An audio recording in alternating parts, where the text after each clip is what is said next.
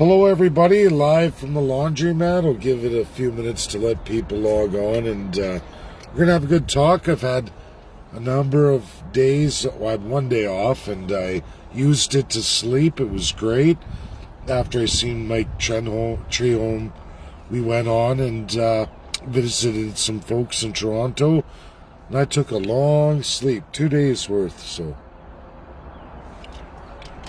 I see people are coming on. We're going to have a talk, an important one, as I look at going on trucking and using that to tour the Atlantic Canada as well as Quebec, go on as a swapper, go through companies.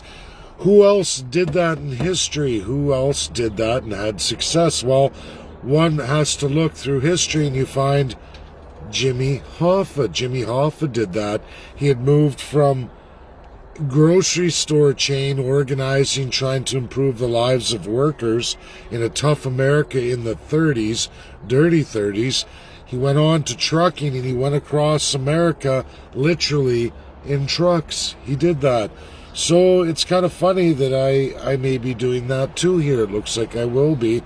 Now we'll be doing the Jimmy Hoffa run. Now, what's interesting is you go through presidencies and just how far Jimmy Hoffa went and organized labor in all countries, the United States of America. Why this is important to all of you is because Richard Nixon won an absolute majority. I lay it down in a post preceding this one on my Facebook. You can check it out. I think post this video, I've tagged a number of Americans, especially those involved with USMCA.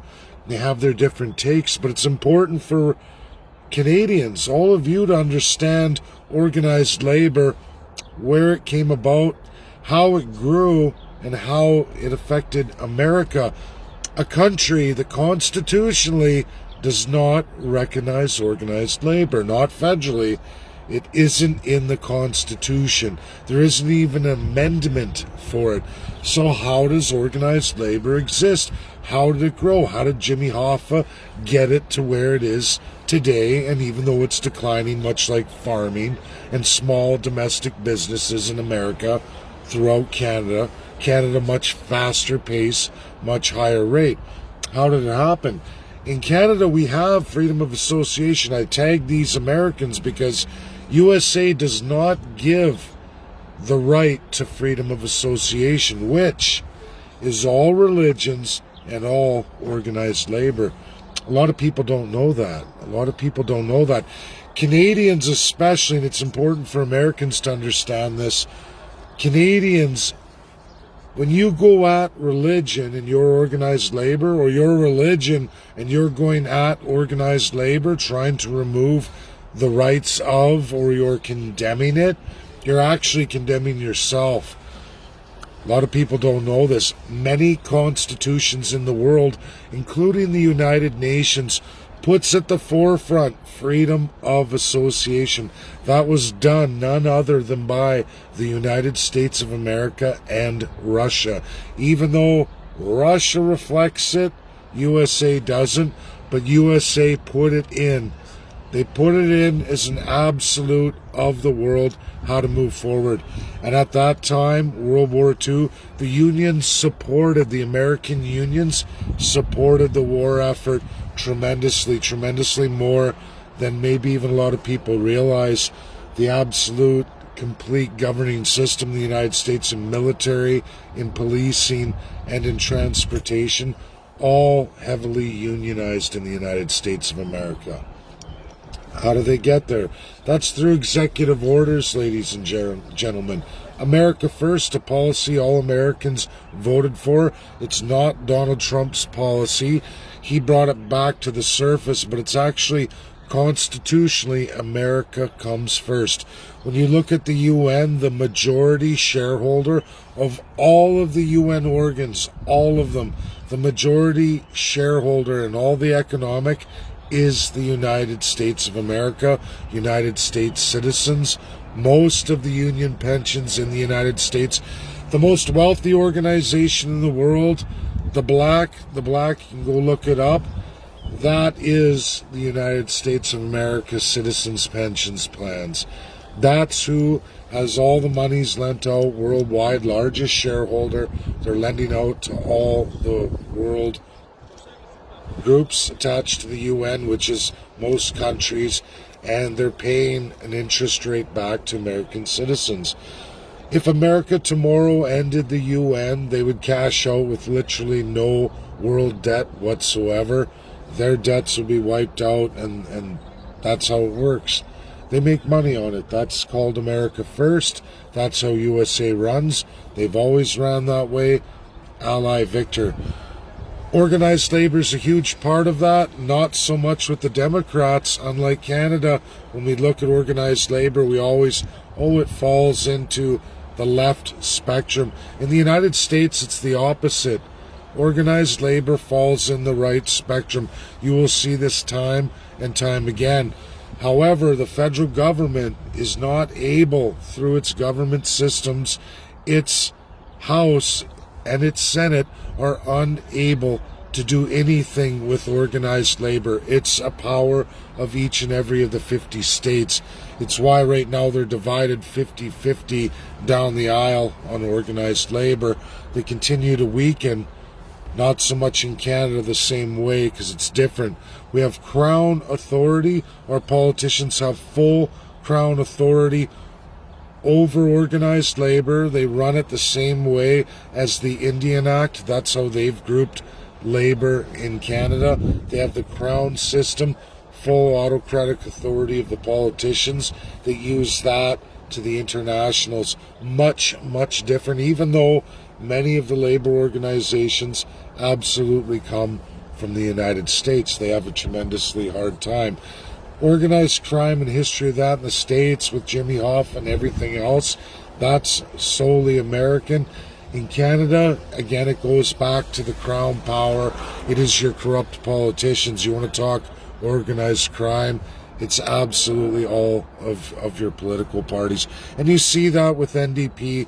Unlike the United States, again, they don't have many parties. There is no Labour Party. That's the Republican Party, federally, believe it or not.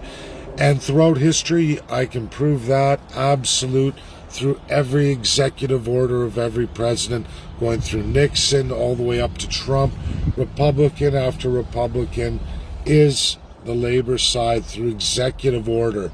And that's why unions get crushed with incoming presidents, because new executive orders, not their House system, because it's not constitutional. The only time presidents can go outside of executive order is when they do global treaties, which is what Donald Trump with Senator Wyden and absolutely now President Joe Biden. They worked out the USMCA, which absolutely puts freedom of association, which matches the work that the USA did in the UN in 1945, cementing it in 1948. There's many, many world treaties, binding international laws that go through all of this. And now it faces me right now, today, do I take an earlier version of Jimmy Hoffa and get on the trucks and go out with organized labor? It looks like I will be. That will be small business owners, and it will be some unionized workers and some non-unionized workers to go around Eastern Canada in trucks to organize people in politics, to go through a lot of these things. People sometimes don't understand my posts because they don't understand my politics, and that's okay. Canadians are institutionalized. This post is for America to see it. I go through another post today, 6 days ago. Queen Elizabeth II, we're just going to touch on this. Queen Elizabeth II, for the first time in all of UK history, she ascends to the throne, comes in and opens up Parliament with no crown, no military parade, no fancy royal coach, or any of the fine linens. She comes in normal, formal dress, absolutely no crown, sits there, opens up Parliament, absolutely for the first time in the monarch history, no crown whatsoever. The biggest, boldest statement the Queen of the UK and of this Commonwealth makes for all of you. Now, Canadians, it won't be in the news. It's in a post I just made. You can watch her live on YouTube. You can hear the commentary. The first time Queen Elizabeth knows she's gotten the letters. She knows Canada stole the crown. She knows the history. She knows how she's been used. She knows the Toronto legislature absolutely abolished her father and herself from any crown representation in Toronto, Ontario whatsoever for all Canadians in the capital. Isn't that sick? Isn't that sick? What do you think that did to that 95-year-old woman?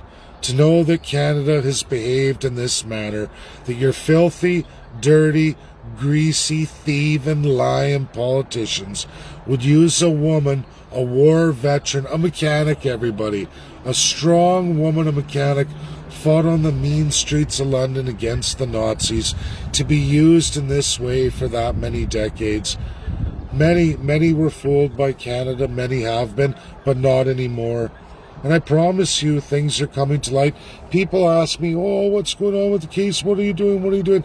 It's getting worked out. Have faith, everybody. You don't rush these things, especially a first time through. There are precedents in the ICC of people who've had to address this stuff, and they will get to it. They will get to it. We're going to present it in absolute truth, viability, verifiability, and reality. In closing, I have one more thing to talk about here, which now my brain eludes me because of all this extra sleep I've had. But there is one more thing to talk about here. And it was closing out. Warner Music. Warner Music. So, are you guys ready for this? Remember I asked all of you to report me because I want to go in front of Facebook's commission. Mark Zuckerberg hired literally some of the smartest people in the world, people I don't have access to. 3 of them for sure would be an excellent addition to what I'm working on, to add to that 130 world-renowned experts I already have. There's 3 more that Mark Zuckerberg has. I would just love to speak with him. So you know what? Warner wants 3 of my videos, one of which really hurts me. It's excellent. I just personally love it a lot.